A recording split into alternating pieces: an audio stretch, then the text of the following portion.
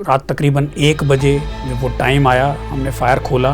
जो गूंज हमारे गन्स की थी, सिर्फ उस गूंज ने ही उस काम को तोड़ा। My God. उस दौरान एक दुश्मन का गोला हमारे पोस्ट पर आया। एक भी जवान उस समय ये नहीं सोचा कि मुझे सेफ्टी की तरफ जाना चाहिए। दुश्मन के आतंक के ठिकाने थे, उनको बुरी तरह से बर्बाद किया। पूरा बंकर आग लगा हुआ था, पूरा कंपनी आपस में तालियां मार रहे थे, भाई दुश्मन का बंकर दे गिर गया।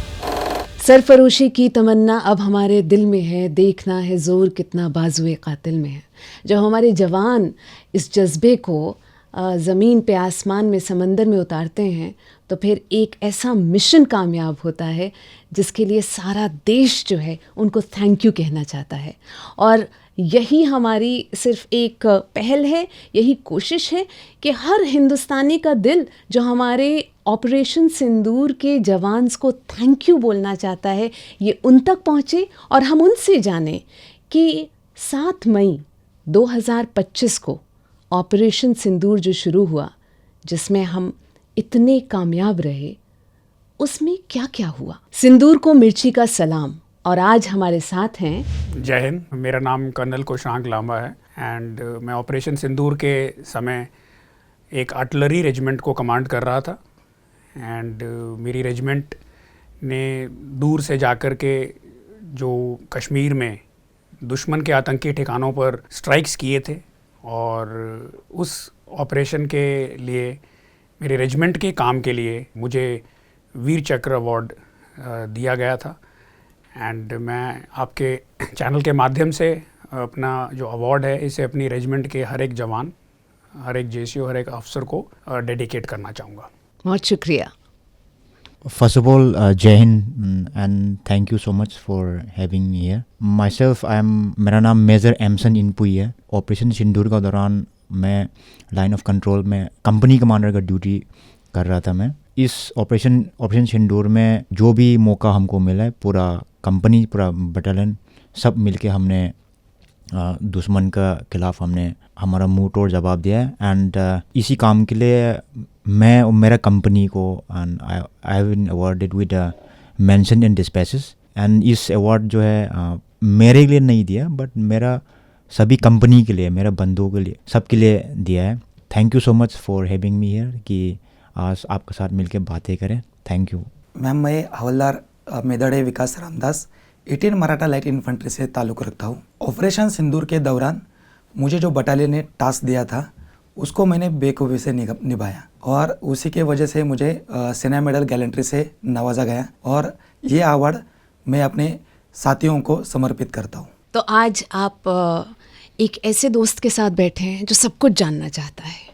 क्या हुआ था, कैसे शुरू हुआ था, कैसे आप तक खबर पहुंची कि ऑपरेशन सिंदूर होना है, और ये सारी चीज़ें, प्लानिंग वगैरह कैसे शुरू हुई। मैं चाहती हूँ कर्नल लांबा, आप थोड़ा सा बताएं कि क्या हुआ था, फिर क्या सोचा गया, फिर आपके पास क्या असाइनमेंट आया। ओके, तो ऑपरेशन सिंदूर जैसे कि हम सब जानते हैं, ये लॉन्च किया गया था जस्टिस सर्व करने के लिए, जो 22 अप्रैल को पहलगाम में आतंकी हमला हुआ था, जिसमें हमारे 26 मासूम लोगों को मार दिया गया था। ऐसा कोई भी आतंकी हमला या सिक्योरिटी रिलेटेड इंसिडेंट जब देश में होता है, तो इंडियन आर्मी की एक कोर फिलॉसफी है कि सभी यूनिटें अपने आप को ऑटोमेटिकली बिना किसी आदेश के एक लेवल अप तैयार करना शुरू कर देती हैं। तो 22 अप्रैल को जब ये आतंकी हमला हुआ, हमने ये सब न्यूज़ में देखा, खून बहुत खौल गया उस समय। तो हमने भी अपने बिना किसी आदेश के, बिना किसी ऑर्डर के अपनी तैयारी को थोड़ा सा मजबूत करना शुरू कर दिया कि हो सकता है ऐसी किसी इवेंचुअलिटी में हमें मोबिलाइज करना पड़े या हमें ऑपरेशंस में जाना पड़े। कुछ दिनों के बाद ये चीज़ एस्केलेट हुई और हमें बताया गया कि हमें बहुत शॉर्ट नोटिस पे कश्मीर के लिए जाना होगा। यूनिट उस समय काफ़ी दूर थी और हम वहाँ पे तैयार हुए और बहुत ही शॉर्ट नोटिस पे कश्मीर के लिए रवाना हुए। जब वहाँ पे पहुँचे, जिस समय हम निकले थे, हमें ये नहीं पता था कि हम कहाँ जा रहे हैं या क्या मिशन है या क्या ऑपरेशन है। तो उस समय हमें भी नहीं बताया गया था, बिकॉज आर्मी एक और फिलॉसफी पे ऑपरेट करती है जिसको नीड टू नो बेसिस बोलते हैं। Need to know, okay. तो जिसको जिस इन्फॉर्मेशन की ज़रूरत है वो इन्फॉर्मेशन उतनी ही उसे दी जाती है। This is very interesting. तो मतलब कि अगर आप कर्नल हैं, आपके पास जो इन्फॉर्मेशन होगी वो शायद और रैंक से ज़्यादा होगी, मगर फिर भी शायद पूरी ना हो। Absolutely. Okay for an example, I was also told कि आपकी यूनिट को अगले 6 घंटे के अंदर निकलना है, कहाँ जाना है वो अभी नहीं बताए, आप यहाँ तक पहुँचे फिर आपको बताएंगे। Oh okay so we reached finally, हम वी रीच्ड कश्मीर। वहाँ पे धीरे धीरे हमें जब मिशन पता लगा कि हमारे यूनिट को पाकिस्तान के आतंकी ठिकानों पर स्ट्राइक करनी है और जस्टिस सर्व करना है जो टेरर अटैक उन्होंने किया है। फिर हमारी जो अपनी बैटल प्रोसीजर है, हमारी जो प्लानिंग प्रोसेस है वो स्टार्ट हुए, जो कि काफ़ी डिटेल्ड रहते हैं, जिसके अंदर कि किन आतंकी ठिकानों को हमें टारगेट करना है, कब टारगेट करना है, वहाँ पे क्या इन्फॉर्मेशन है, उनको किस प्रकार से टारगेट किया जाएगा, उनको टारगेट करने के लिए हम अपनी गन्स को कहाँ लगाएं, उन गन्स को किस तरह से वहाँ पहुँचाएं, इस पूरी गतिविधि की सीक्रेसी को कैसे मेंटेन करें ताकि दुश्मन को अंदेशा ना लगे कि हम क्या करने वाले हैं। राइट। इसी के साथ ही ये भी एंटिसिपेशन रहती है कि जब हम दुश्मन के ऊपर स्ट्राइक करेंगे तो जाहिर सी बात है वो भी हमारे पे स्ट्राइक खोलेगा। राइट। तो दुश्मन के एक्शंस को एंटिसिपेट करना, किस प्रकार से वो हम पे स्ट्राइक कर सकता है, क्या वेपन वो यूज़ कर सकता है, हम उससे कैसे बच सकते हैं, काउंटर कर सकते हैं और उसके उस वेपन को कैसे डिस्ट्रॉय कर सकते हैं। सो ओवरऑल प्लानिंग स्टार्ट हुई, फिर हम डिप्लॉय हुए, हमें अपने सही जगह पर पहुंचे, अपने आप को बैलेंस किया, मिशन की तैयारी की, रिहर्सल्स की और 6-7 मई की रात को हमने दुश्मन के आतंकी ठिकानों पर स्ट्राइक्स की, जिसके अंदर आपने देखा होगा उस समय न्यूज़ में भी दुश्मन के आतंक के ठिकाने थे, उनको बुरी तरह से बर्बाद किया। एब्सोल्युटली। और बहुत भारी नुकसान उठाना पड़ा उसके टेरर इंफ्रास्ट्रक्चर को और बहुत सारे टेररिस्ट उसमें मारे गए। मेजर एमसन, जैसे कर्नल लांबा ने बताया कि ये सब कुछ बहुत सीक्रेट होता है, नीड टू नो बेसिस पे होता है। जब किसी भी मिशन के लिए हम अपने घर से निकलते हैं तो हम अपनी फैमिली को क्या बताते हैं? क्या वो हमारे साथ प्रिपेयर्ड होते हैं? क्या उनको ये सब पता होता है कि हमको भी नहीं पता और हम उनको भी नहीं बता सकते हैं काफ़ी टाइम तक कि हम कहाँ जा रहे हैं, किस चीज़ के लिए जा रहे हैं? उस टाइम पे आप अपनी फैमिली से क्या कहते हैं? जिस ऑपरेशन सिंदूर शुरू होने से पहले से हमारा पलटन जो है, हम लाइन ऑफ कंट्रोल में पहले से ही डिप्लॉय थे okay for almost a year. तो हम घर वालों को पता था कि हम लाइन ऑफ कंट्रोल पे हैं, ओके बट सिंदूर कर रहा है नहीं कर रहा है उनको नहीं पता था। कि बस इतना पता है कि बॉर्डर पे डिप्लॉय हैं। बस घर वाला को बस अंदाज़ा था कि ये भी शामिल कर रहे होंगे, बट देन उस टाइम पे हमने कुछ नहीं बताया कि अभी सर जैसे सर ने बताया कि नीड टू डू बेसिस जो है फोर्स की भी लागू हुई एंड घर को भी हम ऑब्वियसली ज़्यादा हमको बताएगा तो घर वालों को परेशान किस लिए करना है। तो बट घर वालों को काफ़ी हो जाए कि प्रॉब्लम हो जाता है कि हम क्या करोगे क्या नहीं करोगे। तो बस इतना ही ज़रूरत बताता है कि मैं ठीक हूँ, मैं यहाँ पे अपना काम मैं पूरा कर रहा हूँ, सब ठीक ठाक है, घर में सब ठीक ठाक है, मैं भी यहाँ सब ठीक ठाक हूँ, इतना ही बताता है। और साथ ही साथ घर वाला का द प्रेयर्स, माँ की, बीवी के, बच्चे के सारे प्रेयर्स तो हमारा साथ में रहे। तो बाकी सब जो चलना था हम पूरा काम अच्छे से हुआ है। एंड साथ ही साथ घर के अलावा जो भी हमारा साथ है, जो गाँव वाला है, परिवार वाला है, तो सब में मिल के जब भी जाते हैं तो साथ में बातें करता है कि कैसे कैसे। तो और हमेशा जब ऐसे ही बॉर्डर में डिप्लॉय है तो हमेशा हम के लिए साथ में प्रार्थना करता है कि सही सलामत से अपना काम करे, सही से करे। तो बहुत सारे लोगों की दुआएं और बहुत सारे लोगों का आशीर्वाद जो है आपके साथ चलता है। एग्जैक्टली। तो हवलदार विकास, आपसे मैं ये पूछना चाहूँगी, आपके परिवार में कौन कौन है? मेरे परिवार में माँ है, भाई, वाइफ और 2 बच्चे हैं। तो जब आपको इस मिशन के लिए निकलना था तो आपके बच्चों ने आपसे ज़रूर पूछा होगा? नहीं मैम, ये टर्नओवर ऐसा था कि उस समय पे मैं यूनिट में ही प्रेजेंट था, बटालियन में था और मेरी भी बटालियन LC पर डिप्लॉय थी। ओके, तो आपको पता था कि आपको किसी और मिशन के लिए निकलना है, लेकिन आपने परिवार को नहीं बताया था। तो जब आपने नहीं बताया तो आपके मन में एक पल के लिए कभी ये आता है कि ऐसा ना हो कि मैं उनसे कभी ना मिल पाऊँ, मैं एक मिशन के लिए जा रहा हूँ? एक आम इंसान जो है यही सोचेगा। अगर आप तो मिशन पे जाते हैं, आप मेंटली उस चीज़ के लिए ट्रेंड होते हैं, बट फैमिलीज़ भी होती हैं, लेकिन फिर भी उसको पढ़ना, उसको समझना और उस टाइम पे हम कैसे रिएक्ट करते हैं वो सब बहुत अलग होता है। तो क्या ये मन में बातें आती हैं? क्या वो ज़्यादा याद आते हैं? नहीं मैम, ऐसा है कि पूरा देश हमारे साथ है, और देश का आशीर्वाद हमारे साथ है। बिल्कुल। और रही बात हमारे इंडियन आर्मी की, तो इंडियन आर्मी में कठिन ट्रेनिंग और अच्छी सफलता, ये हमको पता है कि हमारी इतनी बढ़िया ट्रेनिंग है कि हम सफलता हासिल करेंगे ही करेंगे। या दुश्मनों को मुंह तोड़ जवाब देने के लिए हम हमेशा तैयार हैं। बिल्कुल। तो हमारे मन में ये सवाल कभी नहीं आता कि हम दोबारा घर पहुंचेंगे या नहीं पहुंचेंगे। जैसे हम फिल्मों में देखते हैं कि किसी भी मिशन के जाने से पहले हमारे जवान जो हैं वो अपने वॉलेट से अपनी फैमिली की तस्वीर निकालते हैं और देखते हैं और बहुत इमोशनल हो जाते हैं, ऐसा होता है? ऐसा होता है मैम। ऐसा होता है। आप चिट्ठी भी लिखते हैं? चिट्ठी नहीं मैम, आजकल तो मोबाइल आ गए हैं, Right. आईपी फ़ोन लगे हुए रहते हैं, तो उसी का हम ये करते हैं। राइट। मोबाइल फ़ोन से कर्नल लांबा, मैं ये पूछना चाहूँगी कि आजकल सबके पास मोबाइल है। एक ज़माने में सैटेलाइट फ़ोन्स हुआ करते थे, सिर्फ नीड टू कनेक्ट के बेसिस पे फैमिलीज़ के साथ या किसी और के साथ कनेक्ट किया जाता था। ये मोबाइल फ़ोन्स की क्या इजाज़त होती है जब इस तरह का ऑपरेशन हम कैरी आउट कर रहे होते हैं, या फिर वो कॉन्फिडेंशियलिटी और सीक्रेसी रूल्स के तहत कुछ वक्त के लिए उनसे ले लिया जाता है? मैं बताना चाहूँगा इसमें एक वाक़या भी आपको, जैसे आपने परिवार का पूछा। सिंस मेरे दोनों साथी उस समय लाइन ऑफ कंट्रोल पे ही तैनात थे, तो इनके लिए अपने फैमिली को छोड़कर आने वाली सिचुएशन नहीं पैदा हुई थी। बट मैं क्योंकि दूर था और मेरे लिए वो सिचुएशन बिल्कुल अलाइव थी कि मुझे अपने परिवार को छोड़ करके आना था और मेरे जवानों को अपने परिवारों को छोड़ करके राइट ऑपरेशंस के लिए जाना था। मैं वाक़या ये बताना चाहूँगा कि मैं बिल्कुल सिरे से अपने घर में झूठ बोल करके आया था। रियली? ओके।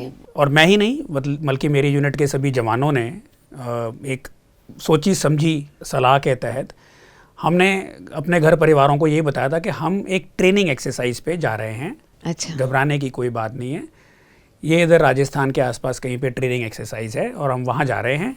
ये नॉर्मल रूटीन है, हर साल जाते ही रहते हैं, तो कोई इससे शक भी पैदा नहीं हुआ। जब हम चले गए, ऑपरेशंस लॉन्च हो गए, तो परिवार वालों को थोड़ा सा ये लगा तो सही कि ये इस समय हो सकता है वहाँ, बट हमने उसकी कंफर्मेशन अपने परिवार वालों को ऑपरेशंस ख़त्म होने तक नहीं दी। अच्छा। पहली चीज़। दूसरी चीज़, मैंने जब यूनिट के साथ मूव करना था तो हमने अपनी यूनिट के सभी मोबाइल जमा कर दिए थे। ओके। इनफैक्ट हम उन मोबाइल्स को लेकर ही नहीं गए थे। ओह, अच्छा। किसी के पास मोबाइल फ़ोन्स थे ही नहीं। दैट वाज समथिंग के आप घर पे बात कर भी नहीं पाएंगे, to maintain that information secrecy और to maintain that need to connect. Absolutely, yeah. So this was that. This was truly there. And रही जो emotional quotient वाली बात है, उसमें whether I will come back or not, ये thought दिमाग में नहीं आता कभी भी। ये thought नहीं आता है दिमाग में। Retrospectively now in hindsight we may think कि उस समय ऐसा हो जाता तो क्या होता। But जब जा रहे थे तो ये ख्याल एक बार भी दिमाग में नहीं आया था। उस टाइम पे मिशन ओरिएंटेशन और फोकस इतना शार्प रहता है कि आप एक्चुअली नहीं सोचते हो इन सब चीज़ों के बारे में जो आपको वीक कर सकती हैं या जो आपको डिस्ट्रैक्ट कर सकती हैं। आप सिर्फ सोचते हो कि मेरा मिशन क्या है, मेरा फोकस क्या है, मेरा काम क्या है, मैंने करना क्या है। And you don't let your mind wander towards a negative approach कि मैं अरे ऐसा कुछ हो गया तो नहीं, दिस डजंट हैपन। मोबाइल का आपने पूछा तो वही है कि मोबाइल जमा किए जा सकते हैं एंड ये होता भी है। तो जब आप मोबाइल जमा कर लेते हैं, अब मैं एक बिल्कुल आम इंसान की तरह सोच रही हूँ, पहले जब लैंडलाइंस हुआ करते थे या फिर लाइक ऐसे सैटेलाइट फ़ोन्स हुआ करते थे, घर वालों को भी पता होता था कि हर वक्त नहीं फ़ोन आएगा। लेकिन आजकल आदत हो गई है, आप पहुँचे तो आप एक मैसेज करते हैं, आप रात को सोने से पहले एक बार फ़ोन कर लेते हैं। जब फ़ोन सारे जमा हो गए तो क्या आपका झूठ पकड़ा गया? नहीं। तो फिर अगर घर पे किसी इमरजेंसी की ज़रूरत होती है और वो कनेक्ट करना चाहें, वो लगातार कॉल कर रहे हैं और कोई फ़ोन नहीं उठा रहा, तो वो जो घर पे एक पैनिक सिचुएशन क्रिएट हो सकती है, उसको आप लोग कैसे संभालते हैं? This is an excellent question and I would like to bring out a very important factor. फौजी का जो परिवार होता है वो फौजी से ज़्यादा स्ट्रॉन्ग होता है। This is very very important factor जो कई जगह पे मिस हो जाता है। मैं बहुत पहले से इस बात को बिलीव करता हूँ कि जितना मेंटली स्ट्रॉन्ग एक फौजी खुद होता है, उससे ज़्यादा मेंटली स्ट्रॉन्ग उसकी बीवी होती है। अब नाउ जब हम अपने मोबाइल फ़ोन्स जमा करके निकले तो आई एम श्योर मैंने भी और हर जवान ने अपनी वाइफ को कहा होगा, मैं ट्रेनिंग एक्सरसाइज के लिए जा रहा हूँ, मेरा मोबाइल फ़ोन स्विच ऑफ रहेगा, ओके तो कोई बहुत इमरजेंसी वाली बात होगी तो जब मेरे को मौका मिलेगा मैं कॉल कर लूँगा, बाकी तुम देख लेना। This is point number 1। दूसरी चीज़, जब मैं निकल गया वहाँ से अपने यूनिट को लेकर के, तो मेरी वाइफ, मेरे ऑफिसर्स की वाइफ, जेसीयूज़ की वाइफ, ये जो आपस में एक समूह बन गया सभी लेडीज़ का, they became one. Wow. The problems were there. किसके घर में समस्या नहीं है? किसी के बच्चे को हॉस्पिटल लेके जाना है, किसी के स्कूल की फीस देनी है, किसी का गैस का सिलेंडर ख़त्म हो रहा है, किसी की कोई तबीयत ख़राब है, किसी को मार्केट जाना था। ये सब समस्याएं रहती हैं, ये कभी ख़त्म नहीं होती, लेकिन हमारे तक नहीं आई। ये वहाँ पे लेडीज़ वो ने एक आर्मी बन जाते हैं। आपस में मिलजुल कर, आपस में कि इसको अगर ये सपोर्ट चाहिए तो कैसे होगा, वो लेडीज़ ने आपस में ही उसको बहुत अच्छे से सुलझा के रखा। वाओ। एंड इसके लिए कोई अलग से ब्रीफिंग, ऑर्डर, डिस्कशन नहीं चाहिए। My wife automatically took over that responsibility कि अब पीछे इतने परिवार हैं, इनके घर में जो छोटी बड़ी समस्याएं हैं, इनको कैसे करना है। तो कहीं शाम में पार्क में इकट्ठे हो गए, बच्चों के साथ थोड़ा मिल लिए, सबकी समस्याएं पूछ ली, किसी की कोई मदद होनी है तो वो कर दी। And this happens automatically, and I am very certain this happens in all units in army.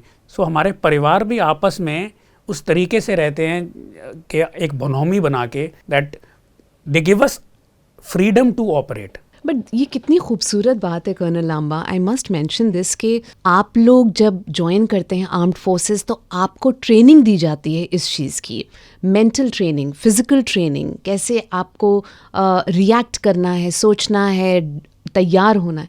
आपकी फैमिलीज़ को तो वो ट्रेनिंग भी नहीं दी जाती और वो उस इमोशनल डिसिप्लिन पे तैयार हो जाते हैं। तो इट इज़ सो ब्यूटीफुल। हवलदार विकास, मैं आपसे पूछना चाहूँगी, आपने अपनी माँ का जिक्र किया, तो एक माँ के लिए ये फ़ैसला लेना कि वो अपने बच्चे को जो है भेजेगी, देश की सेवा के लिए, देशवासियों की सेवा के लिए एक बहुत ख़तरनाक जगह पे, जहाँ उसको पता है, हो भी सकता है कि उसका बच्चा ना रहे। ये आपकी माँ का फैसला था या आपका फैसला था और आपने माँ को बताया? क्या रिएक्शन था? क्या होता है परिवार का रिएक्शन, माँ बाप का रिएक्शन? माँ तो इमोशनल होती है, पर मैं हर बार छुट्टी पे जाता हूँ तो माँ को ये बोलता हूँ कि मैं यदि फौज में है तो फौज का हूँ, ये भी छुट्टी पे आता हूँ तो आपका हूँ। कितनी खूबसूरत बात है। और वो इस बात को मानती है, कभी ये नहीं कहती है कि तुम मेरे पास ज़्यादा रहा करो? पर उसको समझाना तो पड़ता है। समझाना पड़ता है। और आपके फादर मेरे नहीं है। अच्छा, ओके। और आपके बच्चे, आप उनको क्या कहते हैं? कितने टाइम तक आपके पापा आपके पास रहेंगे और फिर फौज के हो जाएंगे? मैं जब तक लास्ट मतलब एक दिन बचता है, तब मेरा जब सच में बैग भरने का शुरू हो जाता है, तब उनको पता चलता है कि पापा अभी जा रहे करके। और क्या वो टाइम जो है मुश्किल होता है संभालना? थोड़ा सा उस समय पर महसूस होता है या इमोशनल होता है। बाद में जैसे हम वहाँ से घर से निकल जाते हैं तो अपने रूटीन में आ जाते हैं। मेजर एमसन, बहुत सारी ऐसी सिचुएशन होती है और कंडीशन होती है जिसको हम प्रिडिक्ट नहीं कर पाते हैं, और उससे क्या होता है, हमारी कभी कभी हमारी लाइफ का एक बहुत इम्पॉर्टेंट इवेंट हम मिस कर जाते हैं। जैसे कि आपकी पोस्टिंग कहीं और हुई है और परिवार में, शायद आपके परिवार में एक नया सदस्य आ गया, आप उस टाइम पे वहाँ नहीं थे, या फिर कोई बीमार है और हमें वहाँ होना था मगर हम नहीं हुए।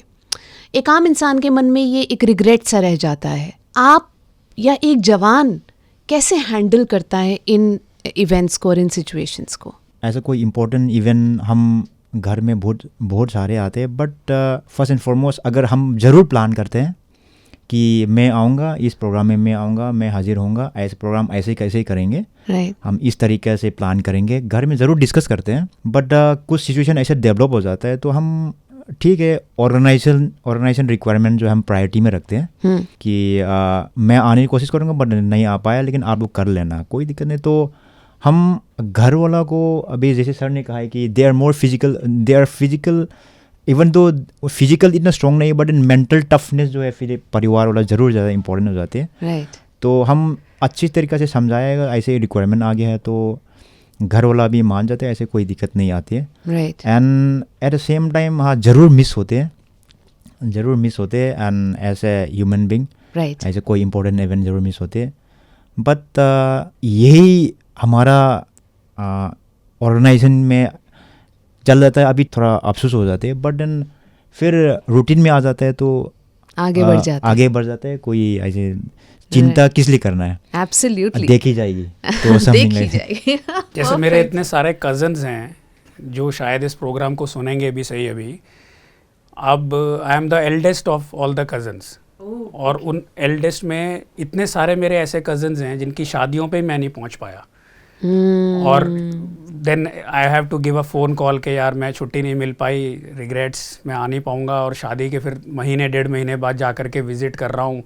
रिग्रेट तो होता है, absolutely. But that this is a life we chose ourselves, तो ऐसा भी कुछ आई एम नहीं श्योर आपके कजिन्स आपसे कहते होंगे यार एज लॉन्ग एज तू अपनी शादी में था it's fine. They understand, they do understand. Right. Colonel Lamba, operation Sindoor में आपको वीर चक्र से नवाजा गया। वो एक ऐसा ऑपरेशन था जिसको ऐसा लग रहा था, सोशल मीडिया पे तो ऐसा लग रहा था कि बहुत सारे लोगों को पता है कि बहुत कुछ हो रहा है और क्या क्या हो रहा है, और सब अपने अपने तरीके से बता रहे थे, जबकि ये बहुत अच्छे से एक सीरियस सिटीज़न को, रिस्पॉन्सिबल सिटीज़न को पता होता है कि जब एक ऑपरेशन कैरी आउट हो रहा होता है तो उसकी इंफॉर्मेशन और डिटेल्स सिर्फ और सिर्फ हमारे गवर्नमेंट ऑफिसेज से जो आती है उसी पे विश्वास करना है और किसी चीज़ पे विश्वास नहीं करना है।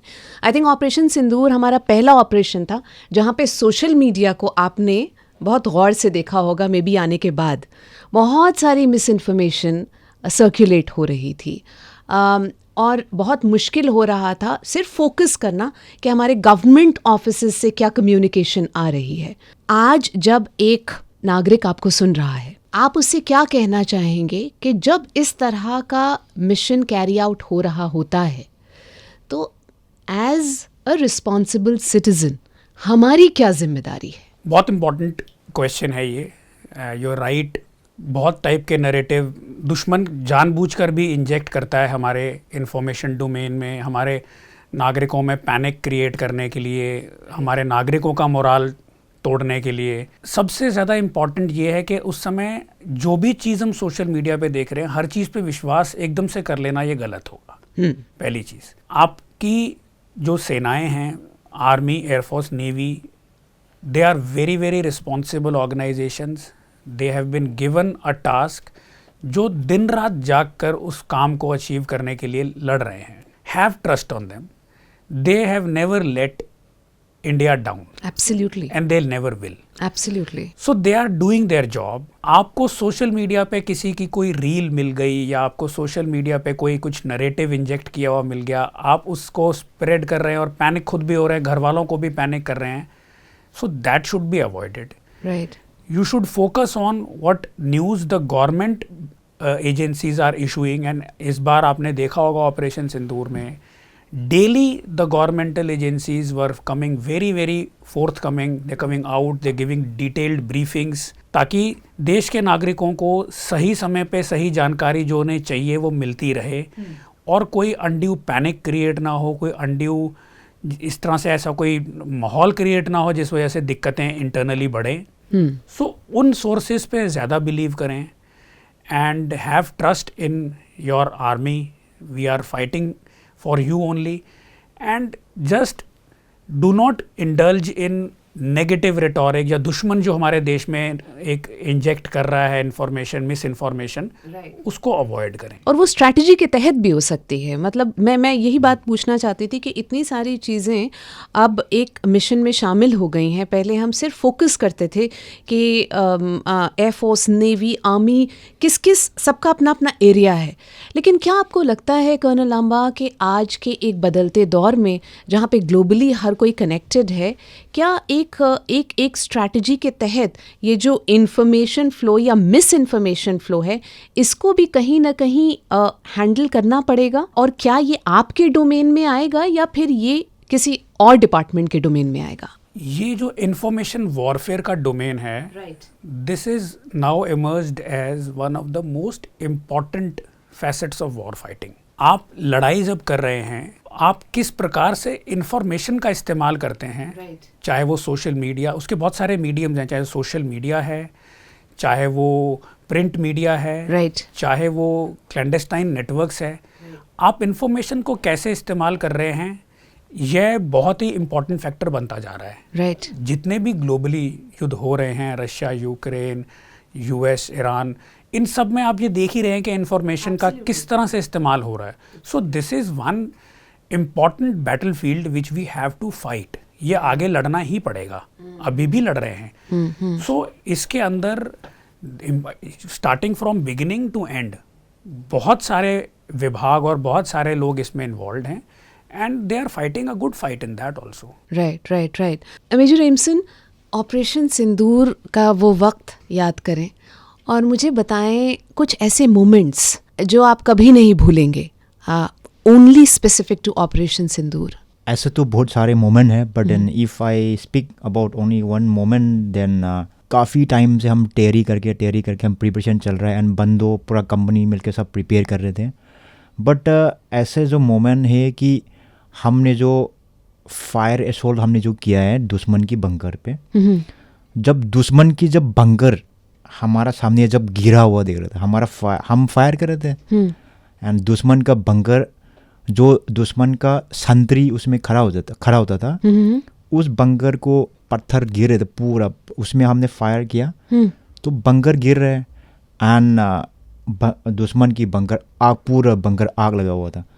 तो देखता है कि भाई पूरा कंपनी पूरा फायर करे, पूरा बंदा आपस में तालियां मारा थे, भाई दुश्मन का बंकर दे गिर गया। Right right. तो अभी भी आंखों में आपने याद दिला दी, अभी भी आंखों में देखता है कि वो ये बस वही दिन था कि हाँ हमने अपना काम कर दिया। That glimpse of winning moment, yes, that मतलब वो एक एज्ड है in the memory. Yes, and that still with me and with all my man जो मेरे साथ थे पूरा।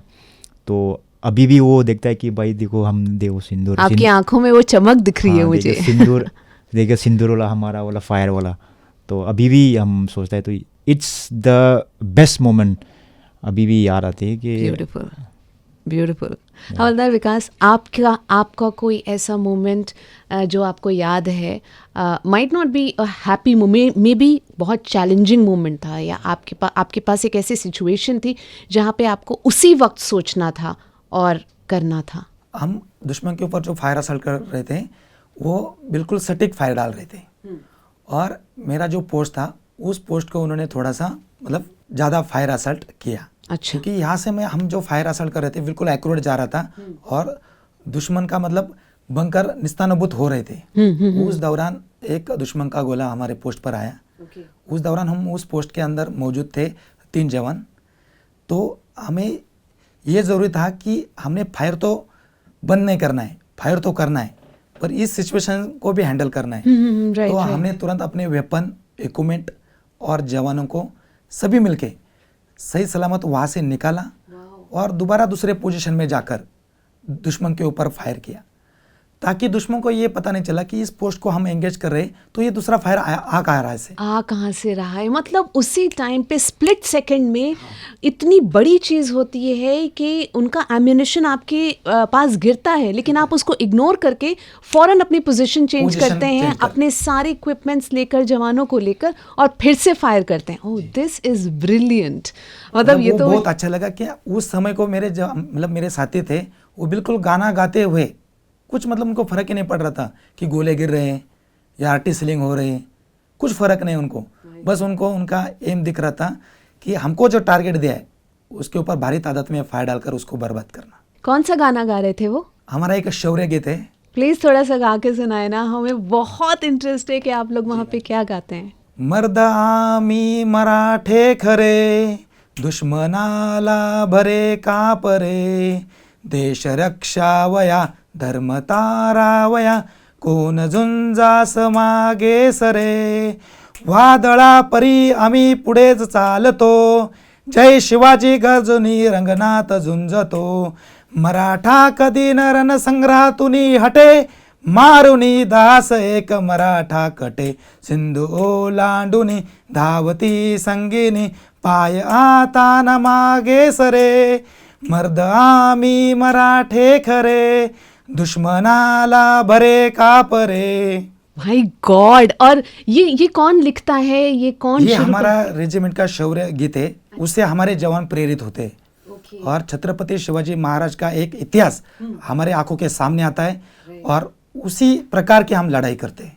वाओ कर्नल आंबा, इससे मैं समझना चाहूँगी, हमने वॉर क्राई के बारे में बहुत पढ़ा है कि वो एक मोमेंट जहाँ पे हम अपने फोकस को बार बार वापस लाते हैं, अपने मिशन को अपनी आँख के सामने रखते हैं, तो वॉर क्राई का एक इस्तेमाल होता है। ये वॉर क्राई होता क्या है, एक आम इंसान को समझाएं, और हम किस तरह का वॉर क्राई ज़्यादातर इस्तेमाल किया, क्या वो भी प्लान्ड होता है या फिर वो एक ऑर्गेनिक सा हो जाता है? मैम, वॉर क्राई से आप ऐसे समझिए कि जो सिंबॉलिज्म की लैंग्वेज है ना, ये बहुत ही पावरफुल लैंग्वेज है। Right. So there are some things which make you motivated, which boil your blood. Right. तो आर्मी में war cry is one of those.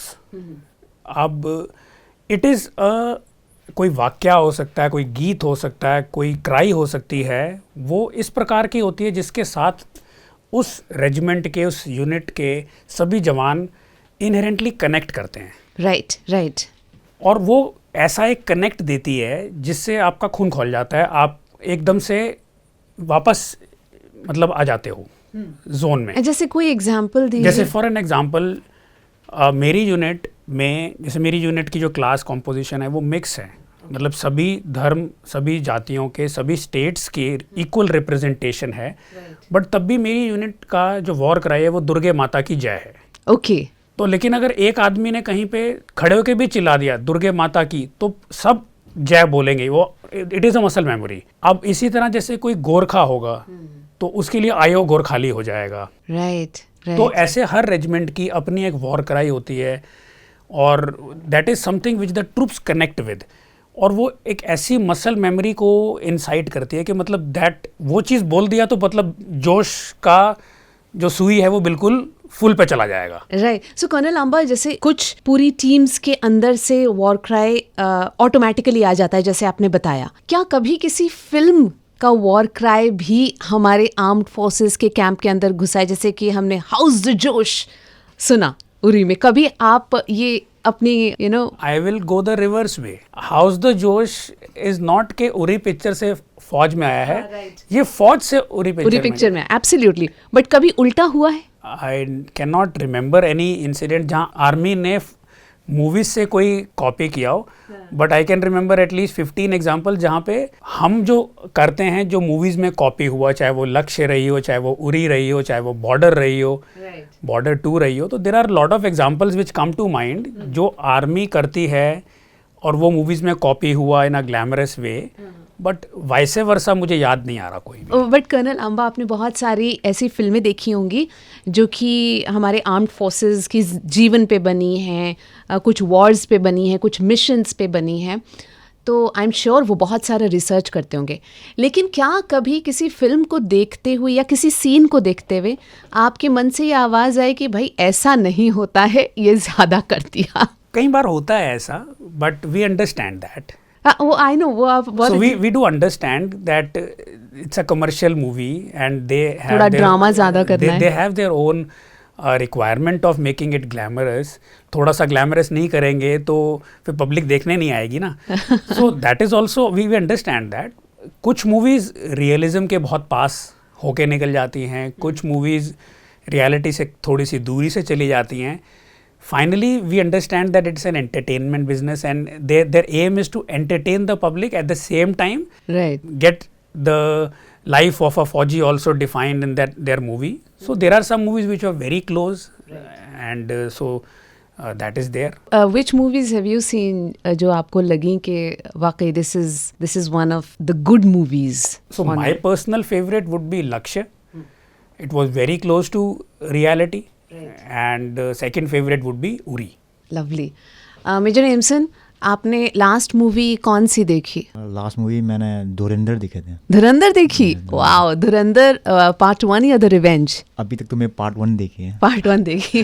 कैसी लगी आपको? एवरेज मैं मानूंगा। ओके, और गाने अच्छे लगे? गाने ठीक ठाक। ओके, आज के गानों में आपका फेवरेट गाना कौन सा, या कोई गाना जो आपको बहुत अच्छा लगता हो? गाना तो बहुत सारे हैं, बट मैं बहुत कम हिंदी गाना मैं सुनता हूँ। बट एक गाना एक हमारा रेजिमेंट में गाते हैं, हाँ, यानी कि 25 battalion of the Madras regiment में एक गाना गाते हैं हम। ये जैसे कि वार क्राई हम मद्रास रेजिमेंट में बीर मद्रासी अधिकुलू अधिकुलू बोलते हैं। अच्छा, तो और ऐसा एक गाना है कि this song precedes the war cry. Okay, तो ये गाना है कि सुरांगरी सुरांगरी नहीं, क्या एक गाना आता है। आप गाते हैं वहाँ पे, प्लीज थोड़ा सा सुना दीजिए। मैं sorry I can not Singh but ये गाना काफ़ी मेरे लिए काफ़ी डिफिकल्ट सॉन्ग है। आई नो, तो मैं वो आपकी लैंग्वेज नहीं है, हाँ मेरी इसलिए। लैंग्वेज ने एंड इट्स पूरा पलटन साथ में मिलके गाते हैं। तो सेम लाइक वार क्राई, अगर सुरांगनी अगर गाना गा लिया तो सब इकट्ठे होके बस ख़त्म हो गया, अभी करना है ख़त्म। तो war cry, this Surangani song precedes the war cry. तो it's a very very important song. ये हमारा रेजिमेंट का, हमारा बटालियन के लिए एक इम्पोर्टेंट गाना है क्या। राइट। हवलदार विकास, जैसे कि मिशन पे जाना है, सारी तैयारी हो चुकी है, फोकस है और कुछ नहीं सोच रहे, सिर्फ जीत है आंख के सामने, सब कुछ परफेक्ट जा रहा है, लेकिन बीमार हो गए, होता होगा, बुखार आ जाता है, इन्फेक्शन हो जाता है, ये जिस्म है। कभी ऐसा आपके साथ हुआ? और या फिर अगर किसी जवान के साथ ऐसा होता है तो फिर उस टाइम पे क्या किया जाता है? क्या उसको रिलीफ दिया जाता है? क्या वो ज़िद करता है कि नहीं, उसको छुट्टी नहीं चाहिए, वो भी मिशन में शामिल होना चाहता है? क्या रिस्पॉन्स होता है उस टाइम पे? सबसे पहले फौज में कंटीजेंसी होती है कि ये नहीं होगा तो ये होगा। ओके, हर काम के लिए, मेडिकल साइट हो या आप लड़ाई के दौरान या किसी ऑपरेशन में जाते हो, तभी भी एक जवान को लगता है कि वो ऑपरेशन जाने से पहले, क्योंकि ऐसी टीम चुनी जाती है ऑपरेशन जाने से पहले कि वो शारीरिक और मानसिक रूप से फिट हो, राइट, और उसको किसी भी तरह का प्रॉब्लम ना हो। यदि भी ऐसे ऑपरेशन जाते समय किसी जवान को प्रॉब्लम आया तो सबसे पहले वो प्रॉब्लम को देखा जाता है, या खुद ही, और ऐसा कोई जवान नहीं होता है कि ऑपरेशन जाते समय वो बोले कि मुझे प्रॉब्लम है करके, और हो भी जाता है तो उसको वहाँ पर फर्स्ट एड दी जाती है। यार और भी ज़्यादा प्रॉब्लम है तो वहाँ पर क्या उसको रिव्यू किया जाता है। और ज़्यादातर जवान जो हैं वो एंड तक चुप रहते होंगे, वो बताते ही नहीं होंगे अगर उनको अंदर से अनवेल भी फील हो रहा है, बिकॉज आई थिंक उसमें पार्टिसिपेट करने का जो जोश होता है वो बहुत ही अलग होता है। वो बहुत अलग होता है। जी ma'am. Wow. Colonel Lamba, operation Sindoor के दौरान कोई ऐसा वाकया, कोई ऐसा मोमेंट जो कि आपके लिए बहुत इंस्पायरिंग रहा, मतलब आपके लिए पर्सनली उसको अपनी किताब में, इंस्पायरिंग किताब में ज़रूर शामिल करेंगे? ऐसे दो वाक़या हैं जो मुझे लगता है कि वर्थ मेंशन है। पहला, जब 6-7 की रात पे हम स्ट्राइक्स एनिमी के टेरर टारगेट्स पे करने वाले थे, तो यह इन्फॉर्मेशन पब्लिक नहीं थी उस समय तक, कुछ भी हुआ नहीं था अभी। एब्सोल्युटली। एंड मेरे किसी भी जवान को रात 12:30 बजे तक भी पता नहीं था कि हम करने वाले हैं। Wow, okay. केवल मुझे ही पता था उस समय पे। हायर हेडक्वार्टर से मेरे तक वो इन्फॉर्मेशन आ गई थी, नीड टू नो बेसिस के सिद्धांत के हिसाब से वो मेरे पास ही थी। तो तकरीबन 12:30 पे जब मैंने अपने जवानों को एकत्रित किया और उन्हें ब्रीफ किया कि अब हम क्या करने वाले हैं, पूरे पोजीशन पे उस समय एक अजीब सी शांति थी, नॉर्मल शांति से कुछ ज़्यादा अजीब थी। मतलब पत्ते भी नहीं हिल रहे थे और बहुत ज़्यादा एक शांत एनवायरनमेंट फील हो रहा था, किसी के हिलने तक की आवाज़ नहीं आ रही थी, and people were very calm. वो जो काम है, that somehow I have never been able to forget. वो मोमेंट्स जब मैं ब्रीफ कर रहा था और सिर्फ मेरी ही आवाज़ वहाँ पे सुन रही थी, और इसके अलावा इवन किसी के हिलने की भी आवाज़ नहीं आ रही थी, कोई पत्ते के हिलने की आवाज़ भी नहीं आ रही थी, तो दैट काम was something which has remained with me. एक बार को मुझे लगा कि मेरे जवानों को मैं अब जो ब्रीफ कर रहा हूँ, we are going to now start, and anticipation है कि अब दुश्मन भी हम पे फायर खोलेगा, तो कहीं इनके दिमाग में कोई सवाल तो नहीं उठ रहे, बट एक्चुअली वो नहीं था। दैट काम was their focus, they were all very focused, sharp focus, unparalleled sharp focus. They were very focused, they had tremendous confidence in their training. उस टाइम पे बिल्कुल फोकस थे, हर एक बंदे को पता था मुझे क्या करना है, कैसे करना है, कब करना है और कितनी स्पीड से करना है। एंड रात तकरीबन 1 बजे जब वो टाइम आया, हमने फायर खोला, जो गूंज हमारे गन्स की थी, वो सिर्फ उस गूंज ने ही उस काम को तोड़ा। My God. And that was something which gives me goosebumps to date. Yeah. It was complete silence. You can't imagine that kind of silence. It was that kind of silence, and then you cannot imagine the kind of boom which that gun gives you. 5 बार जो आवाज़ गूंजती है, and you are in valley, you are in mountains, आवाज़ जो गूंजती है. So that is something which has remained with me. तो जिस काम की आप बात कर रहे हैं, साइलेंस की आप बात कर रहे हैं, वो साइलेंस जो है आप कह रहे हैं कि वो करेज का साइलेंस था. Yes, हाँ? वो focus. फोकस का साइलेंस था. Yes. Okay, it wasn't the silence which comes out of a shock. No. So this is beautiful ना, because आप कह रहे हैं सिर्फ साइलेंस था, बट उस साइलेंस में जो एनर्जी थी, बहुत एनर्जी. वो आप तक, आपके अंदर जिंदा है आज भी. Probably मैं डिफाइन नहीं कर पा रहा हूँ, या डिफाइन वर्ड्स में करना बहुत मुश्किल है किसी के लिए भी. A silence can also carry energy. Absolutely, that's what I'm saying. That silence was filling till brim with energy, and that energy got unleashed with the fire. So that is something which is probably difficult to explain in words, but has remained with me. दूसरा वाक्या जो again मेरी memory में etched है, अब हमने fire खोला और हमारा फायर मिशन तकरीबन 22 मिनट का था. वो चल रहा था.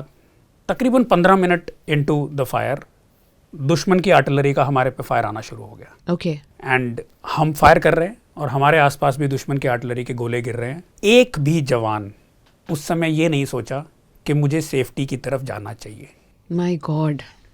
It was good, our drills were good, we were sited very well. दुश्मन के गोले एग्जैक्ट हमारे लोकेशन तक नहीं पहुंच रहे थे, हमारे आसपास गिर रहे थे गोले हर तरफ. And we were lucky also कि कोई गोला हमारे के ऊपर डायरेक्ट हिट नहीं लगा. बट आसपास भी जब आर्टिलरी दुश्मन की गिरती है, it has a very very severe psychological impact on you. Absolutely, absolutely. But the most important factor at that time is कि कोई भी जवान, मैंने एक भी जवान को वहाँ पे ऐसे नहीं देखा जिसने दुश्मन के गोला गिरने पे पलकें भी झपकी हों. वो अपने काम में लगे हुए थे, हम सब अपने काम में लगे हुए थे. और जब हमारा फायर मिशन ख़त्म हुआ, I had to run around and order them कि तुम्हारा फायर मिशन हो गया है, अभी बंकर के अंदर चलो, दुश्मन का फायर आ रहा है. So people were not keen on going inside bunkers, they were keen on remaining there and fighting. Colonel Lamba, मतलब ये कैसे होता है? मैं अब जब मैं आपको सुन रही हूँ तो मुझे ऐसा लग रहा है कि आपकी ट्रेनिंग आपकी इंस्टिंक्ट को भी बदल देती है. अगर कोई भी ऐसी चीज़ मेरे आसपास गिरे जिससे मुझे ख़तरा है, तो एक इंस्टिंक्टिव रिएक्शन होता है कि मैं वहाँ से बचूं या वहाँ से भागूं. और आप कह रहे हैं कि हिल नहीं रहे थे वो वहाँ से, मतलब कि कोई अपने आप को बचाने के लिए भागना या सेकंड थॉट आना कि ये कैसे हो रहा था? Can you read into it? मतलब यस, डेफिनेटली. सी, ऐसे समय पे ना एक सोल्जर जो है उसका फोकस सिर्फ और सिर्फ एक चीज़ पे होता है कि जो मुझे मिशन दिया गया है वो मिशन मुझे सक्सेसफुली अचीव करना है. And there is no second thought, there is no thought about safety, there is no thought about family, there is no thought about well-being, there is no thought about pain, there is definitely no thought about fear. You get zoned out. The best word I can choose is you get zoned out. You are, the focus is so sharp, you are not thinking about anything else.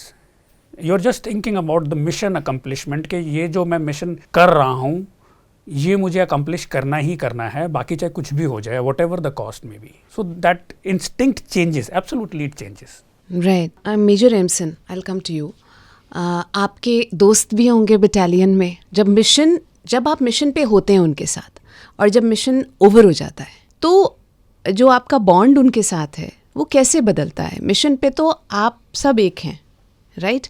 एक ही जिसको हम कहते हैं bulls आए है, mission है, mission को जीतना है, उसके लिए कुछ भी करना है. लेकिन जब मिशन ख़त्म हो जाता है तो आपका बॉन्ड कैसा रहता है? क्या आप लोग जब अपने अपने घर जाते हैं तब भी आप लोग इन टच होते हैं, बात कर रहे होते हैं, या फिर अलग अलग जगह आपकी पोस्टिंग हो जाती है? जो कॉन्सेप्ट ऑफ फ्रेंडशिप है, क्या वो आर्म्ड फोर्सेस में एंटर कर सकता है? क्योंकि concept of friendship emotional relationship है, राइट? तो जैसे मैं एक छोटा सा एग्जांपल देती हूँ. अगर मैं किसी कंपनी में काम कर रही हूँ और मेरा कोई अच्छा दोस्त है, तो मेरे कोड ऑफ कॉन्डक्ट है कि जस्ट बिकॉज वो मेरा फ्रेंड है, मैं उसको अपने रेडियो कॉन्टेस्ट में पार्टिसिपेट नहीं करवा सकती हूँ. कॉन्फ्लिक्ट ऑफ इंटरेस्ट होगा. तो क्या आप लोगों के साथ ऐसा होता है? यस एग्जैक्टली, ये ज़्यादा इम्पोर्टेंट, फोर्स के लिए ज़्यादा इम्पोर्टेंट है. ओके. बिकॉज ये फोर्स जो है ऐसे कोई, हम कुछ काम हम अकेला कभी नहीं कर सकते हैं. अगर मैं ऐसे कंपनी के अंदर मैं अगर फायर असॉल्ट कर रहा हूँ, जो जितना इम्पोर्टेंट है कि मेरा नेबरिंग वाला कंपनी जो मेरा साथ में दे, लेफ्ट राइट रियर में सब इम्पोर्टेंट. तो हम सेम सब यूनिट लेवल में, एक गन डेट के लेवल में, जो अगर आपका जो गन डेट कमांडर और डेट कमांडर के साथ डेट नंबर 2 जो भी काम कर रहे हैं, ये जो बंदा अपना अपना काम के लिए जो सेट है, आपस में हम कोऑर्डिनेट करके करता है. तो अगर एक गन अगर एक डेट वाला गड़बड़ करेगा तो सबका काम ही बिगड़ेगा. राइट. सेम ये जो नीचे लेवल से ऊपर तक होते हैं. तो जब मैं फायर असॉल्ट करता हूँ तो मैं नेबरिंग वालों को बोलता हूँ, भाई नेबरिंग वालों को बोलता हूँ, मेरे ऊपर उसी बंकर से आप फायर आ रहा है, आप उसको दबाओ. ओके. तो मैं बोलता हूँ कि आप इस बंकर में दबा रहे हो, वो हम जब बताता है कि भाई ये मेरे को फायर आ रहा है, आप उसे दबाओ. तो हम आपस में मिलकर लड़ते हैं. राइट. एंड जब ये जो बोनहोमी जो ऑपरेशन के बाद जो बन जाता है, राइट, वो तो कहीं नहीं छीन सकता है. बिकॉज उस वक्त मैं ज़्यादा इम्पोर्टेंट था, वो उनके लिए इम्पोर्टेंट है. एंड ऐसे जो कहानी जब शुरू हो जाते हैं तो फोर्स में रात ही ख़त्म नहीं होते हैं. तो उस टाइम में कैसा हुआ था, आपने कैसे मारा, तो आपस में कहानी होते हैं. एंड ये इट्स ऑफ मेरा सर्वाइवल जो है, सेम इक्वली मेरा सर्वाइवल इसमें डिपेंडेंट है, सेम उसका सर्वाइवल जो है मेरे में डिपेंडेंट है. तो ये पूरा हर डेट सब यूनिट लेवल से लेकर पूरा टिल द हायरार्की, ये बहुत ज़्यादा इम्पोर्टेंट है. इन माय केस अगर मैं बोले तो जितना LMG फायरर है, इतना आर्टिलरी फायरर का इम्पोर्टेंट था. जितना AGL फायरर जितना इम्पोर्टेंट था, वो 81 मोटर का फायर का इम्पोर्टेंट था. तो ड्रोन पे फायर करता जितना इम्पोर्टेंट था. तो बहुत सारे मिला पड़ के, तो जब आपस में हम जब बन जाता है, मिल जाता है, तो इट्स आपसे मैं आई कैन नॉट से कि ऐसे कहानी जो हम आपस में बातें करते हैं, तो it will be great moment. Right. Yes. I mean, those are like friendships for life. Yes, friendship for life, exactly. Can I say something on this? Please, Friendship please. is a very interesting question. So you gave an example of your own organization. Army में ना जो friendship है ना, I think that is, in my opinion, it's an opinion at best, it is much stronger than in any other organization. How I say this, I'll amplify what he just said. We start after a while, and after having shared operations, we start treating each other as blood brothers. अच्छा. Okay. Now how does this work? And why it is peculiar? क्योंकि मैं अभी इस organisation में एक hierarchical structure है. Right. यानी मैं अगर सीनियर हूँ, if I give an order to him, he has to follow. Yeah. There is no question that he cannot follow. He has to follow. Right. And when we are not in an operation, when we are out of the operational domain, we are sitting in a relaxed environment, then we are like friends. It's something like कि आज मेरा एक junior है, हो सकता है मैं उसे डांटूंगा भी, हो सकता है मैं उसको सजा भी दूंगा, मैं उसको पनिश भी करूंगा, बट कल को वो छुट्टी पे गया और उसको कुछ समस्या आ रही है, या he is struggling with some problem, I will go out of my way to go and help him. So this is a bond which I've seen getting forged with so many people in army. I mean, a simple example, about 15 years back, I was on a post which was probably 18,000 feet in height and remained there. I'm still in touch with those soldiers. हाँ, मतलब जिंदगी भर की दोस्ती हो जाती है. उनमें से आधे रिटायर हो गए हैं, अभी भी फ़ोन करके देयर के साहब राम कैसे हो, क्या चल रहा है लाइफ में, we are connected. Right. So the concept of friendship is a very beautiful concept. कि आपके दोस्त जो फौज में बन जाते हैं, they transcend all boundaries. You can bank on them. And I mean, जिनको मैं फौज में अपना फ्रेंड्स कंसिडर करता हूँ, जो मेरे फौजी फ्रेंड्स हैं, so to say, मैं अगर उनको कभी भी फ़ोन कर दूँ कि यार I am troubled, I need somebody to talk to, या I need this help, they will not ask a question why. Wow. They will be there for me and I'm sure of it. Wow. हवलदार विकास, आजकल एक fitness को लेकर हमारी जो generation है उसमें एक बड़ा एंथुजियाज़म सा, एक्साइटमेंट सा है, और ख़ास कर जिम जाना और बॉडी बनाना और ये सब जो है बहुत इम्पॉर्टेंट हो गया है। उसके लिए क्या कुछ नहीं किया जाता। जब हम फ़ौज में जाते हैं तो हम किस खाने, मतलब हमारा डाइट क्या होता है, हमारा क्या पूरा का पूरा दिनचर्या होता है जिससे वो फिटनेस जो कि होनी चाहिए हर जवान के अंदर, वो हम मेंटेन कर सकते हैं। तो आप थोड़ा सा उसके बारे में बताएंगे। मैम फौज में ऐसा है कि हर चीज़ का टाइम टेबल होता है मैम। ओके। तो सवेरे आपने 5:30 बजे उठना है तो उठना है, पीटी करना है तो करना है, यदि नहीं करो, यदि पीटी के लिए नहीं जाओगे तो पनिशमेंट मिलेगी। ओके। वो तो है, मतलब हर जवान का वो होता है कि मैंने फिट रहना ज़रूरी है, क्योंकि किसी भी ऑपरेशन के लिए जाना पड़ता है, आपको पहाड़ी भी चढ़नी हो सकती है, या आपको किसी भी मतलब। तो जब आप कह रहे हैं पीटी हवलदार विकास, तो पीटी मतलब कि कोई इंस्ट्रक्टर होता है या फिर आपको वो सारी एक्सरसाइजेज सिखा दी जाती हैं और फिर आपको जाके करनी होती हैं? नहीं मैम, ऐसा है कि यूनिट का जो पीटी होता है बटालियन का, उसके अंदर ग्रुप वाइज, कंपनी वाइज एक इंस्ट्रक्टर बांटा जाता है। ठीक है। वो आपसे, मतलब आप नहीं भी चाहोगे कि मुझे करना नहीं, तभी करवाएगा आपसे। ये होता है। ओके। यहाँ पे तो होता है कि अगर जिम नहीं गए तो एक्सरसाइज नहीं होती है, नहीं, लेकिन अब आप जहाँ पर भी जा रहे हैं तो आपके दिन के रूटीन में वो शामिल होना ही होना होना है। है, होना है। आप you can not skip it. नहीं, ओके। अच्छा, खाने में जैसे आप लोगों का एक नॉर्मल ब्रेकफास्ट क्या होता है? उपमा होता है, पोहा होता है, अंडा होता है, मतलब कई प्रकार के ऐसे ब्रेकफास्ट में मतलब हर दिन का अलग अलग मेनू होता है। या और क्या ये भी इंस्ट्रक्शन होती है कि इतना खाना ही खाना है? नहीं, ऐसा कुछ नहीं, आप कितना भी खाओ वो बराबर वेट मेंटेन करेंगे फौज। ओके, सो एक खास लेवल ऑफ वेट मेंटेन करना ही करना है। जी, अगर आपका वेट कम ज़्यादा होता है तो वो प्रॉब्लम हो सकती नहीं, वो खुद का रिस्पॉन्सिबिलिटी कि आपको वेट को मेंटेन करना। है। राइट।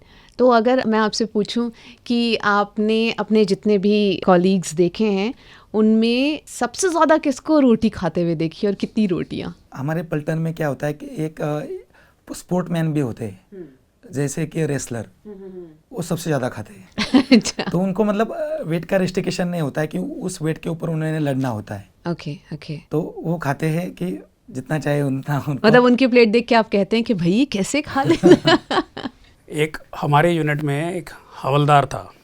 तो this havildar belonged from Haryana and he was a tall guy, 6 feet 3 or 4 inches, very solid build, और गन पे गन डेट कमांडर था ये।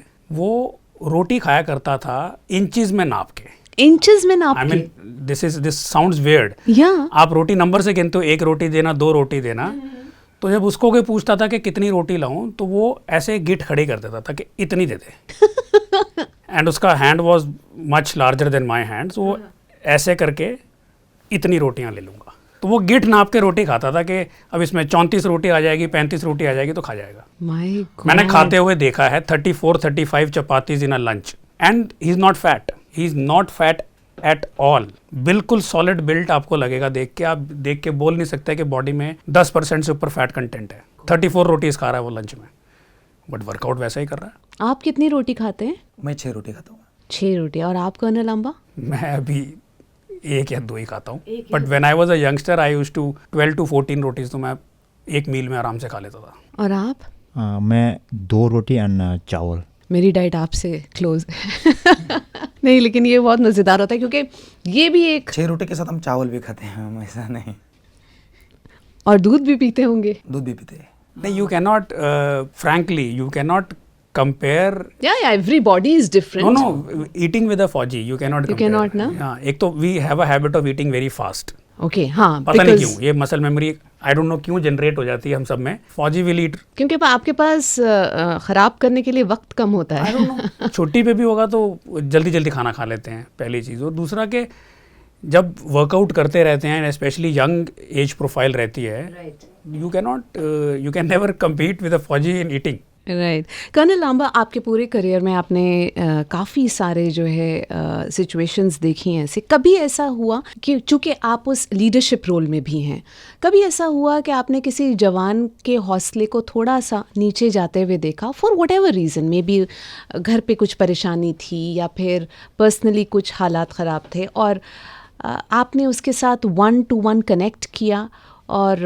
उसको मोटिवेट करने की कोशिश की? जब ऐसी सिचुएशन होती है, आपका क्या अप्रोच रहता है? आप उससे क्या बात करते हैं? मैम, ऐसे बहुत सारे इंसिडेंट्स होते हैं, because first of all generally हमारे जो जवान हैं, हमारे सोल्जर्स हैं, वो एक हाई स्ट्रेस एनवायरनमेंट में ऑपरेट करते हैं and there are operational stresses, फिर घर से दूर रहना, घर की कुछ चिंता, घर की कुछ प्रॉब्लम्स, ये सब भी रहती हैं. Majority of the people are able to handle them well and they are mentally very robust in handling them. But कभी कभार ऐसा ज़रूर सामने आता है कि कोई एक जवान है जिसकी ऐसी कोई समस्या सामने आ गई जिसे वो हैंडल नहीं कर पा रहा है, या वो परेशान हो जा रहा है, या उसको रास्ता नहीं मिल रहा कि मैं इस अपनी समस्या से कैसे बचूं. तो आर्मी में इंस्टीट्यूशनलाइज्ड तरीके से there are mechanisms to handle this. Okay okay. We have identified these as likely problems जो आएंगी, किसी भी ऑर्गेनाइजेशन में आ सकती हैं. आर्मी में तो और भी ज़्यादा आ सकती हैं because we are working in a high stress environment. But there are mechanisms, there are procedures in place which are able to handle these. For an example, हमारे पास सभी यूनिट्स के अंदर एक रिलीजियस टीचर होता है. Okay. He is a guy whose job is as a Pandit ji, or in a Sikh Paltan, he is the Granthi Sahab unit with large Muslim population, he would be the Maulvi Sahab. So there is a religious teacher who's there, and his larger charter is to act as a counselor. Okay, okay. So he has his thing in the religion also, that acts as an opening, Right. opening for the troops to come and speak to him. But his primary charter, hidden charter, is to act as a counselor, to act as a guide, and as a identifier. कि साहब ये, अब जैसे when I was a commanding officer, तो this guy would come to me and say कि साहब वो जो जवान है, आज मैंने उसको देखा, वो ट्रेनिंग में ठीक से नहीं कर रहा था, कुछ उसका वो है, मतलब एटीट्यूड हिला हुआ है. I have called him, I let you know. फिर वो उसको बुलाएगा, बिठाएगा, उससे कुछ बात करेगा, ही लो ब्रेक ओपन. देन वो बताएगा आकर के साहब उसके घर में कुछ ऐसी ऐसी समस्या है, he need support. Then there is mechanism. Then as a commanding officer I will provide whatever support is required to him. Right. And army when it comes to supporting its own people goes, मतलब it all out. So there are mechanisms. उसको छुट्टी चाहिए, क्या उसके घर में कोई समस्या ऐसी है जहाँ पे हम कोई हेल्प कर सकते हैं, क्या वहाँ पे ऐसी कोई वाद विवाद है जिसके अंदर सिविल एडमिनिस्ट्रेशन की उसको ज़रूरत है, तो we can speak to them and channelise support. बहुत होता है इंस्टीट्यूशनलाइज्ड वे में जो है. बहुत सारे केसेस के अंदर, आई वुड से 99% केसेस के अंदर the mechanism is able to provide very very effective support. Similar support structures exist for the ladies also. Right right. अब उनके कोई मैरिटल डिसहार्मोनी हो रही है, वाइफ को कुछ प्रॉब्लम है, सो देन ऑफिसर्स एंड जेसीओज की जो वाइफ्स हैं, they will go and speak to them, Wow. counsel them. If there is a problem which may require a professional counselor to come into place, those are also made available. Wow. Wow. Most of the stations in army, they have on their payroll professional counselors who can come and see कि हाँ यार ये अभी leadership domain से बाहर करो, इसको professional counseling की ज़रूरत है, so give an expert now. So ये support भी available रहती है. और ये कितना प्रोग्रेसिव अप्रोच है कि while the mind and the heart they are trained to be disciplined, focus एक मिशन है, मगर it is okay to break down. It is okay अगर आपको हेल्प की ज़रूरत है, और जब ज़रूरत है तो वो हेल्प आपको मिलेगी, और बहुत ऑर्गेनाइज्ड और इंस्टीट्यूशनलाइज्ड वे में मिलेगी, which is supporting the individual also rather than just expecting a great professional. So it's such a beautiful approach. Colonel Lamba, मैं ये बात पूछना चाहूँगी, और I think हम citizens को, एक इंसान को ये पता होना चाहिए कि जब हमारे armed forces दुश्मन की बात करते हैं तो दुश्मन कौन होता है? How do you define an enemy? See, more often than not we call it an adversary. Adversary. Adversary को समझाइए कर्नल लांबा. तो इंडियन आर्मी बहुत ही सॉलिड तरीके से एथिक्स एंड मोरल्स पे फंक्शन करती है। एब्सोल्युटली। ये पहले भी एक बार एक सोच आई थी कि सक्सेस इन बैटल इंपॉर्टेंट है या एथिक्स एंड मोरल इंपॉर्टेंट है। तो yes, both are important but ethics and moral take a higher pedestal. Indian Army has a tradition of never targeting civilians, even across. Right. Even in Operation Sindoor, we had a directive of saying that ये information मिली है कि ये पाकिस्तान ने अपने आतंक के ठिकाने हैं, ये सिविल विलेजेस के बीच में बना रखे हैं, आसपास पूरी सिविल पॉपुलेशन रहती है, there has to be no collateral damage. Lovely. तो बहुत क्लियर हैं हम कि हम जो टेररिस्ट आइडेंटिफाइड स्पॉट्स हैं, जब हम उनको अटैक कर रहे हैं तो हमें ख्याल रखना है कि आसपास के जो सिविलियन पॉपुलेशन है उनको बचाया जा सके, एब्सोल्युटली, वो सेफ रहें। Absolutely. Wow. So when you say define an enemy in that mission is that terrorist sitting in that terror indoctrination center, that launch pad. The people who are living around in their houses are innocent civilians. They are not to be harmed. This is very clear. First, when we are targeting a enemy post, enemy की फौज की किसी post को हम target कर रहे हैं, so the enemy is that फौजी who has signed up to be a Fauji and is fighting us, and not anybody who is a civilian maybe who may be around. This is a very important distinction. Very important. जिसको Indian army बहुत ही दिल से follow करती है, down from मतलब starting from highest to the junior most level. Absolutely. और जो हमारा रिकॉर्ड है it speaks of it. But इसकी बात मैं इसलिए कर्नल लांबा कर रही हूँ क्योंकि जब हम आपस में बात करते हैं हम कैजुअल हो जाते हैं, और जिस एथिक और मोरल और वैल्यू को की बात आप आज कर रहे हैं वो अक्सर देखने को नहीं मिलता, जिसका ख्याल आपके दिल में इतना बड़ा है कि सिविलियन को हमें किसी भी तरह से सेफ रखना है। ये ख्याल हम आम तौर पे जो है बात करने में या जब हम किसी को दुश्मन बुलाते हैं तो वो ख्याल नहीं करते, और इसीलिए ये बहुत खूबसूरत बात है।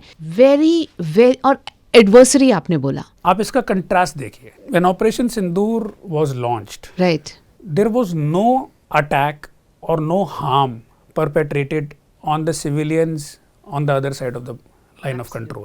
We did not do anything of that nature. Right. But if we take example of Pakistani army, it is a open record in media. Right. How many of our villages they deliberately targeted? Yes There are yes. so many villages which they deliberately targeted, deliberately civilians were killed. और यहाँ पे फ़र्क आता है, and you know we must talk about this. क्यों Indian army और Indian armed forces को यहाँ पे रखा जाता है? देयर इज़ अ रीज़न, क्योंकि हमने कभी भी उस डिसिप्लिन को, उस फोकस को, उस मोरल को, उन एथिक्स को, उन प्रिंसिपल्स को कभी उनके साथ कॉम्प्रोमाइज़ नहीं किया। एंड बहुत ज़रूरी है ये याद रखना कि वॉर्स में जो रूल्स होते हैं, जो कि हर आर्म्ड फोर्सेस को पता होने चाहिए दुनिया भर में, जब वो उसको फ्लाउट करते हैं तो वो भी उतने ही बड़े कसूरवार हैं। And when the rule in the war is that civilians must never be targeted, we as a country we've always followed it and we are so mighty proud of it. Absolutely. मतलब, and I think every citizen of India, हर एक नागरिक को भी इसका बहुत ख्याल रखना चाहिए कि हम अपने आर्म्ड फोर्सेस की वो जो स्टैचर है उसको मेंटेन करके रखें, अपनी बातों में, अपने एटीट्यूड में, अपने डिस्कशंस में, अपने डिस्कोर्स में।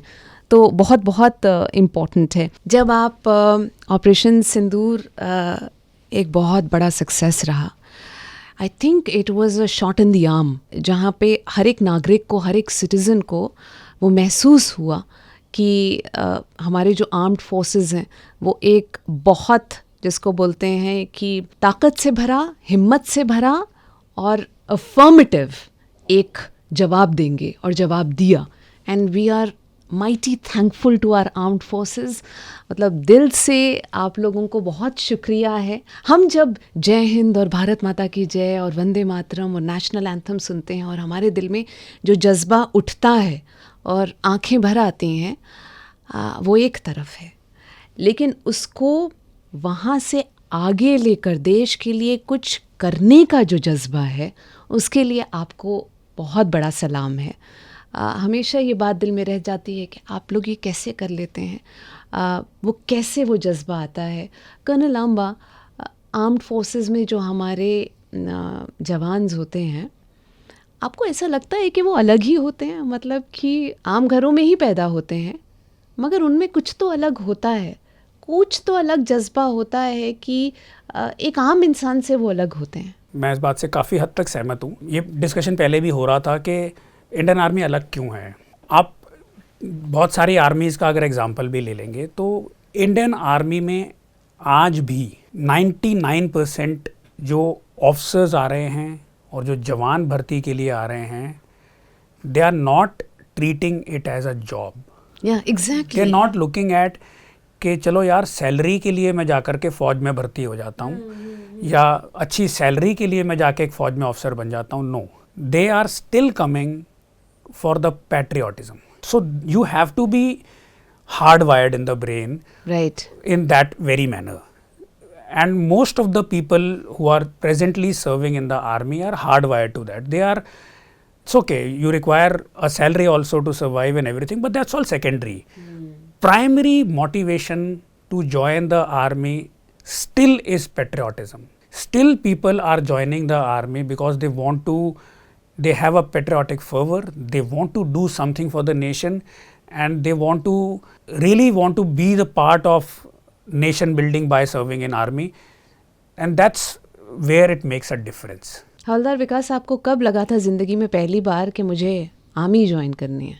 मैं महाराष्ट्र नासिक का रहने वाला हूँ और वहाँ पर मेरे बगल में आर्टिलरी सेंटर है। तो जब मैं 10वीं क्लास में था तो वो गाड़ियाँ मेरे घर के सामने से गुजरती थी आर्मी की, तो वो एक वर्दी बहुत अच्छा लगता था कि मुझे भी ये पहनना है। जब मैं 10वीं क्लास में था तो हमारे घर में क्या भैंस थी, तो वो दूध लेके जाना पड़ता था वहाँ पर।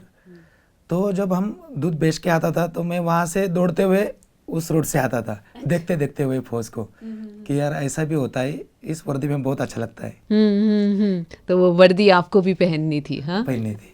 और मेजर एमसन, शुरू से मैं आर्मी ज्वाइन करना चाहते थे। कितने छोटे से? मतलब जब मेरा गांव में थे तो मेरा फादर बताते थे कि आर्मी ऑफिसर को कैसे ट्रीट करते हैं एंड सिविल ऑफिसर को कैसे ट्रीट करते हैं। बस इतना ही पता था कि आर्मी ऑफिसर को जब बंदा इकट्ठा होता है तो सैल्यूट मारते हैं, सब शांत हो जाते हैं। एंड जब सिविल ऑफिसर जब बातें करेगा तो आपस में कोई सुन रहा होगा, कोई नहीं सुन रहा होगा। देखो फ़र्क क्या है। तो इतना ही पता था। And at the same time ये जब भी हम गांव में आर्मी ऑफिसर्स लोग जब आते हैं तो शॉर्ट इंटरेक्शन में ऐसे नज़र देख देता था कि भाई अलग की चाम है। तो एंड दैट क्लिक्स की उसके बाद करना क्या होगा। So we keep on searching, ऐसे ही करते। एंड गॉड ग्रेस आज हम यहाँ पे बैठे हैं। वो रिस्पेक्ट जो एक आर्म्ड फोर्सेस के लिए होती है, जो वो कमांड करते हैं, वो रिस्पेक्ट आई डोंट थिंक किसी भी प्रोफेशन में हो सकती है, क्योंकि वो जज्बा है जो कि कितना सेल्फलेस होता है। और जैसे कर्नल लांबा आपने बताया, सिर्फ आपका नहीं होता, आपके सारे परिवार का होता है। आपके 2 बेटे हैं, वो भी आर्मी ज्वाइन करना चाहते हैं या वो कुछ और करना चाहते हैं, या बहुत छोटे हैं अभी डिसाइड करने के लिए? बड़ा वाला तो अभी 11 इयर्स का है, तो वो 11 इयर्स की एज से ही गंगो है। अच्छा। हाँ, he is asking me at age of 11 कि अगर मुझे एनडीए जाना है तो मुझे कैसे पढ़ना होगा। तो I have told him that you still have time, focus on your studies now and I will guide you when the time comes. But he is very clear about कि मुझे भी पापा की तरह आर्मी ऑफिसर बनना है। Wow. आपके भी 2 बच्चे हैं? हाँ, 2 बेटियाँ हैं। 2 बेटियां हैं आपकी। ओके, सो बेटियां आर्म्ड फोर्सेस ज्वाइन करेंगी? करेगी मैम। अरे क्या बड़ी बात। लड़की है, वो हमेशा वो केंद्रीय विद्यालय में पढ़ती है। अच्छा। वहाँ पर नज़दीक, तो उसके दिमाग में वही है। Amazing amazing. ओके, अब मैं चाहती हूँ कि आपने लास्ट फिल्म कौन सी देखी है या देखना चाहते हैं? धुरंधर आया था, वो देखा था। धुरंधर देखा आपने देखा कर्नल लांबा? मैंने भी धुरंधर पार्ट 1 नहीं देखी। पार्ट 1 देखी, that's the last movie that you saw. 21 नहीं देखी आप में से किसी ने? 21 उससे पहले देख ली थी। 21 उससे पहले देखी थी, कैसी लगी आपको? 21 बहुत अच्छी लगी, है ना? 21 बहुत अच्छी लगी।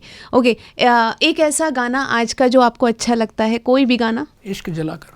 ओ माय गॉड, इश्क जला करना तो कारवां की तलाश है। ओके, और आपको कोई भी गाना, आप अपने गांव का भी बता सकते हैं जो आपको बहुत अच्छा, जिसको जब आप सुनते हैं तो फिर आप किसी और ही दुनिया में चले जाते हैं. It's not a Hindi song, but then there is a song, Sign of the Times.